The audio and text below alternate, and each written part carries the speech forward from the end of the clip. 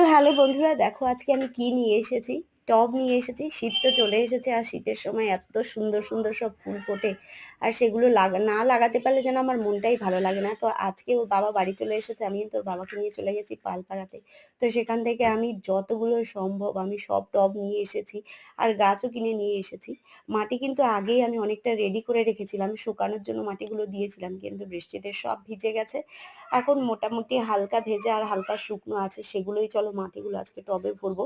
এই দেখো, এগুলো দীপাবলিতে যে প্রদীপগুলো নিয়েছিলাম সেই প্রদীপগুলো আমি ফেলে দিইনি, সেগুলো কিন্তু টবের মধ্যে আমি প্যাকিং এর কাজ করেছি। এখন মোটামুটি আমি টবের মধ্যে মাটিগুলো ভরে সব টবই রেডি করে রাখবো। আর এখন হাতে একটু সময় কম আছে, তাই এখন দেখো বিকেলবেলা প্রায় হয়ে এসেছে। আজকে এসব করতে করতে এমনিতেই বেলা চলে গেছে। ফুল গাছ আজকে লাগাতে পারবো কিনা জানি না। তো আমার এই ভিডিওগুলো যদি তোমাদের ভালো লাগে অবশ্যই কিন্তু লাইক আর সাবস্ক্রাইব করো, আর কমেন্ট করে জানিও।